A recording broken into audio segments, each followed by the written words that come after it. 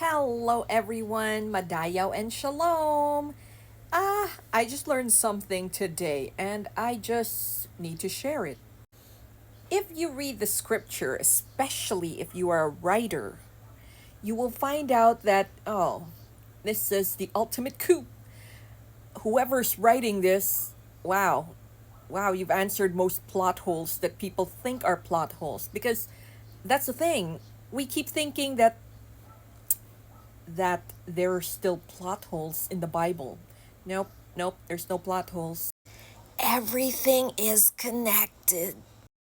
And when you realize that everything is connected, which means everything is there for a reason, it's not, people writing different books, stuffing it together willy nilly. Do you think St. Jerome edited things? Okay, here's the thing. If you look at the Bible with the writer or editor's perspective, then you begin to see little details because not all reader can appreciate these little Easter eggs that would come out at chapter 1 and then at chapter 20 you realize that it's more than just a nugget. It's more than just an Easter egg. Literal Easter egg, get it? My brother would probably hate me for all those puns that I do. Or he'll probably laugh because, that's how we are. Anyways, get it? Easter egg, because the ultimate Easter egg is Jesus. What I'm saying is the Bible is all about Jesus. Genesis, or should we say, the Old Testament, is the prequel. Gets? And then the meat of it is the gospel.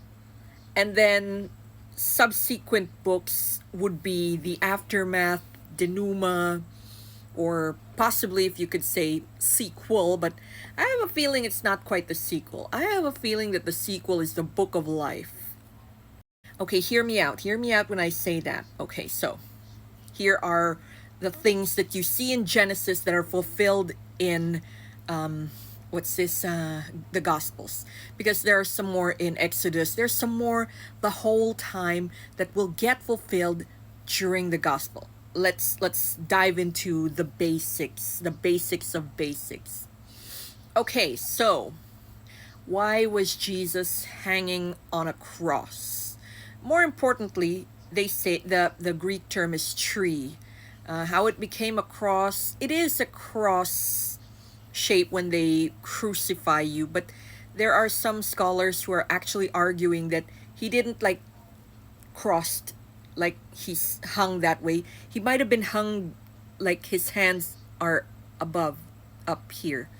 So we don't know. It doesn't matter. That detail doesn't matter for here. What matters, what detail matters is why did Jesus hang on the tree? You know why? Because Adam and Eve took from a tree. Therefore, they have to return the fruit. But how can they return the fruit? They just ate it. And so, guess who the ultimate first fruit is? Our first fruit offering. Jesus. Jesus is the first fruit offering. That's the point of the resurrection. He has to hang back in that tree because he has to pay for the fruit that Adam and Eve took. Now, why does he have to have, remember he was pierced on his side, on his sella side, because he was fulfilling or saving Eve. Because Eve is not just a representative of womanhood, but she is the woman whose seed should give way to Jesus. It's not the man, it's the woman. And who is also represented by Eve? The church, the veritable bride of Christ, the church. And that's just the fruit and the tree type, okay, which you would see in Genesis. We haven't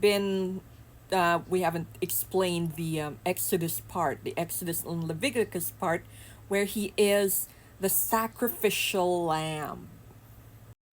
Now, all of those are symbolic, and when it comes to Jesus, literal, like literal. Because that's the thing about the Gospels. And that's the thing about Jesus. So I think the sequel will be the Book of Life. Because remember, we have another 1,000 years for the millennial reign. And when the millennial reign ends, then the Book of Life is opened. And when the Book of Life is open, then you will find out the wheats from the tares.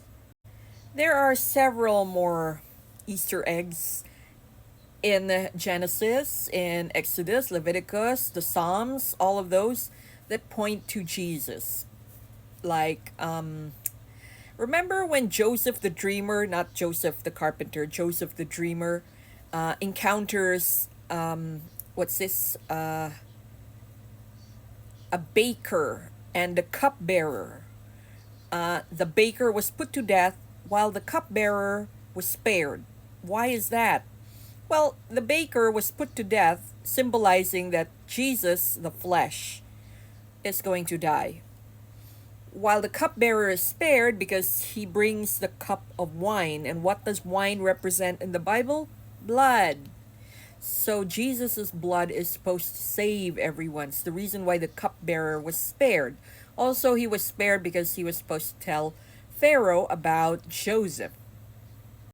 And there are a lot more. Example, Joshua. Joshua's name in Hebrew is actually Yehoshua because there's no J, not until the 15th century. So it's Yehoshua. And Yehoshua is actually the long form name of Yeshua because there's no J. So every time you're praying to Jesus, I hope in your head it's not white Jesus because there's no J in the first place. We're calling him by his wrong name. I'm just using his name Jesus right now just so you guys know who I'm talking about. Okay, so when Yehoshua, Joshua, enters the promised land, he enters it as a conqueror. Remember what the angels told the apostles when Jesus left after the resurrection and the 40 days and then he went back to heaven? What did the angels say? The angel said, "Why are you staring? He's coming back in his glory when he comes back.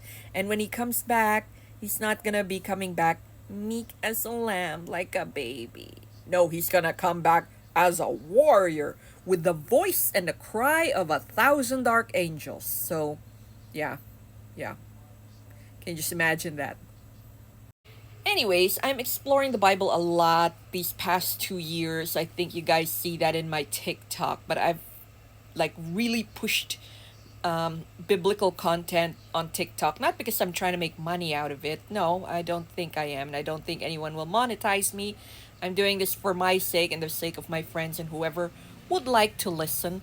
Because don't you just feel the signs of the times? Don't you just feel that things are happening? And I don't know, I just feel it in my bones. And I'm telling my mom, like, how can I be an evangelist? Only like 100 people or less watch my videos. And my mom's like, all you need is an audience of one. She has a point. But I promise, if I become a preacher, I'm not going to buy a jet. Promise. So I hope you guys tune in for more Bible content of mine. It's not as deep a dive as other people because I'm not a biblical scholar. Anything that I learn, I just sprout it out here. It's a way to remind myself, and hopefully it's a way for you guys to do some research and see that, hey, yeah, okay, I did not realize it's like that, or I did not read this in the Bible. Now I will. So I hope it ignited a spark in you all. Look at it from a different lens, because when you do, you will find out that a lot of the similes, metaphors, and things like that in the Bible actually has very wonderful, wonderful meaning, because especially the Old Testament, they were written in a poetic form. They were meant to be poetic, and some of them were meant to be sung. Remember, there wasn't much written document at that time. They really had to do things orally. And if you sing something, it sticks better than just saying it. That's it. Madayo and shalom, everyone.